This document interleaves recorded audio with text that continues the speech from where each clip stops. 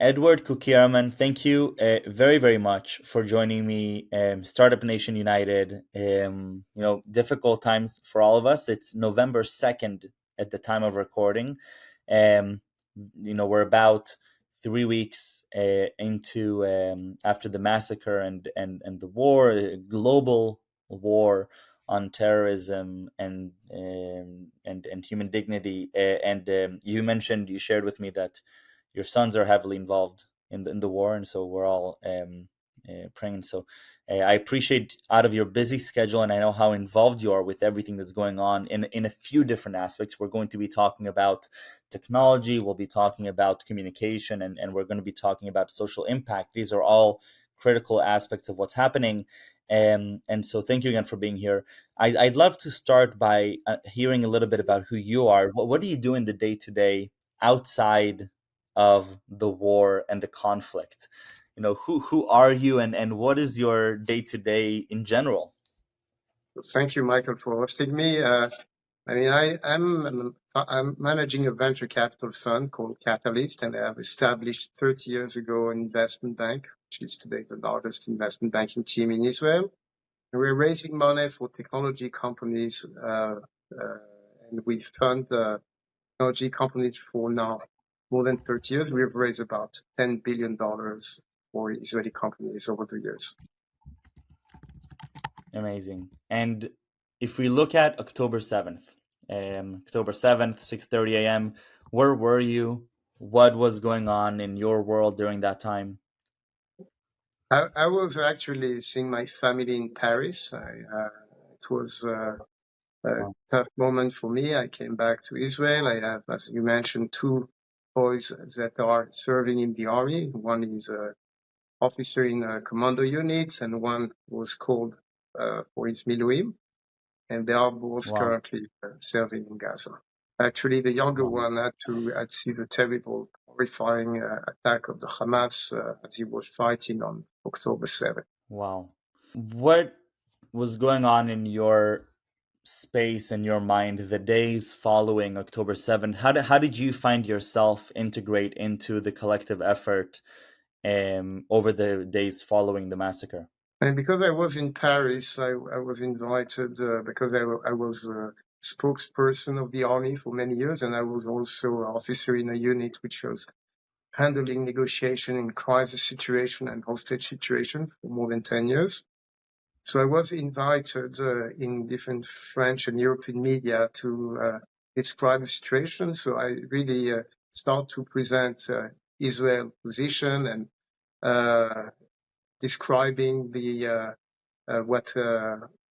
what Israel was facing and explaining what is the Hamas all about and the need for deployment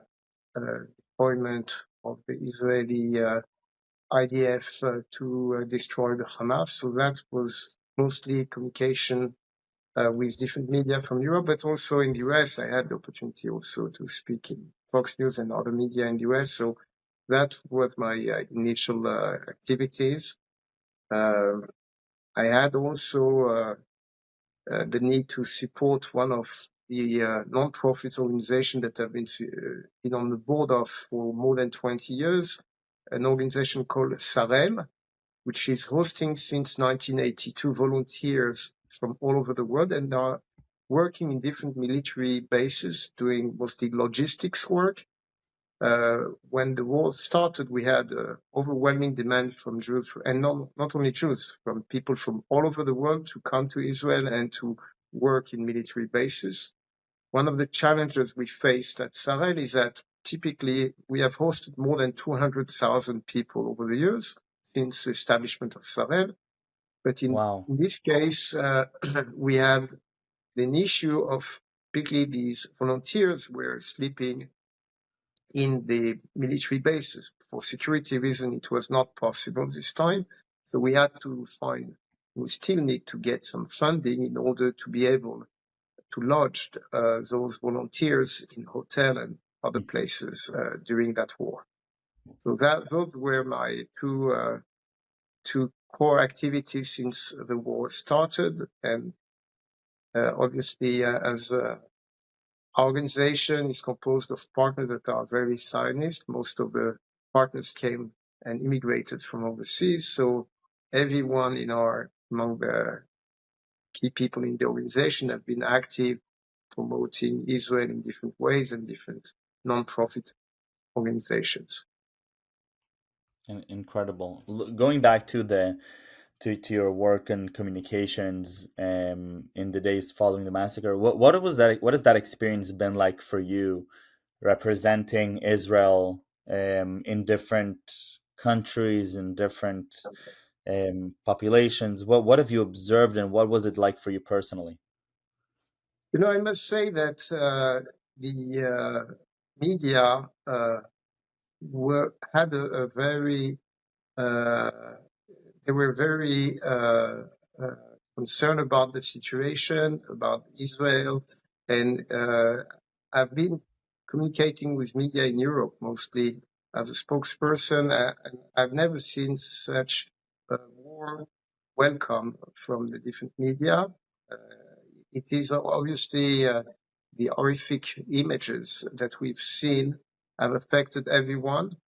And I think that everyone is also concerned about, even in Europe, about the Islamic Jihad, about the ISIS, because they really understood that the Hamas has the same attitude as ISIS. And we saw that many of the French people were affected by the attack in the Bataclan. So obviously they were very supportive of the situation and Israeli efforts.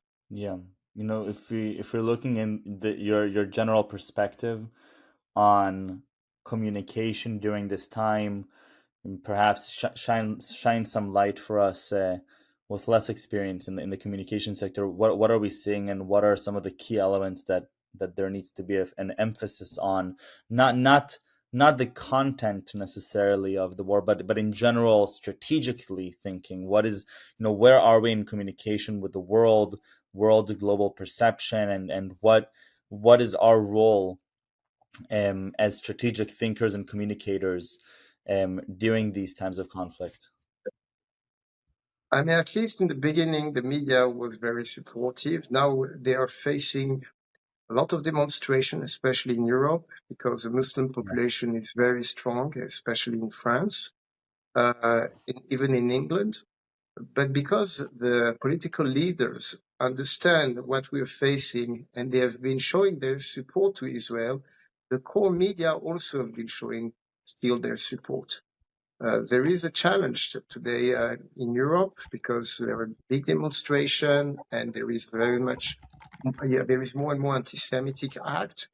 My father was the head of the Jewish community, and we saw how much hatred there is among the people in the Islamic Jihad that are supporting, or among the Muslims that are supporting the Islamic Jihad or the Hamas, how much it is difficult and challenging for the Jewish community that has been exposed to anti-Semitic attack, especially since the war started.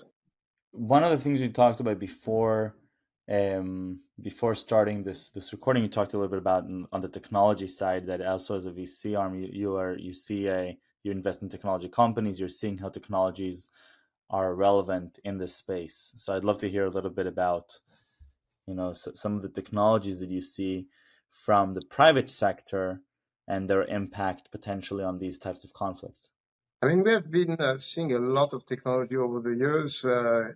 Many of the technology that have been developed in Israel, the team was trained in the army, and many of them came from very special unit like 81 unit or 8200 unit.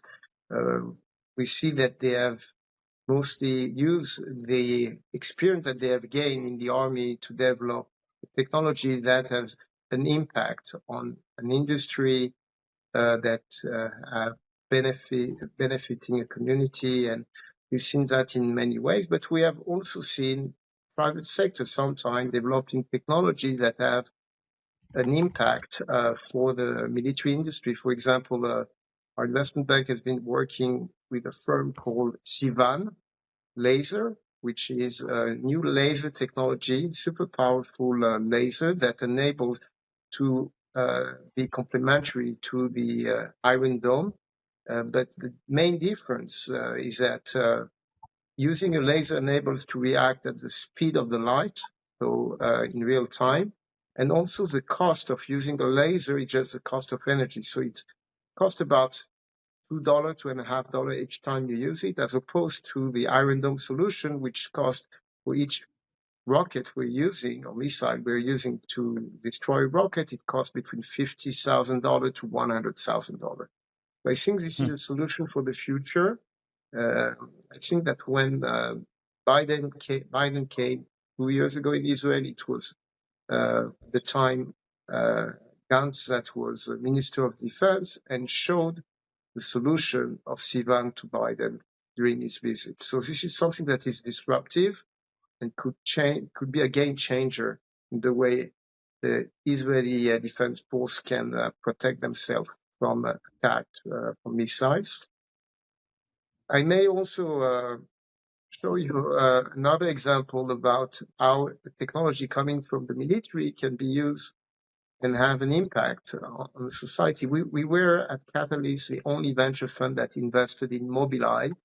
You're probably familiar with Mobileye. Actually, my partner, Yair Shamir, was on the board of Mobileye. And when they, and most of the people at Mobileye in the R&D came from A2 unit, and they have they had an amazing capacity to find a solution for the autonomous drive, to develop a solution to provide an autonomous driving solution for the car industry.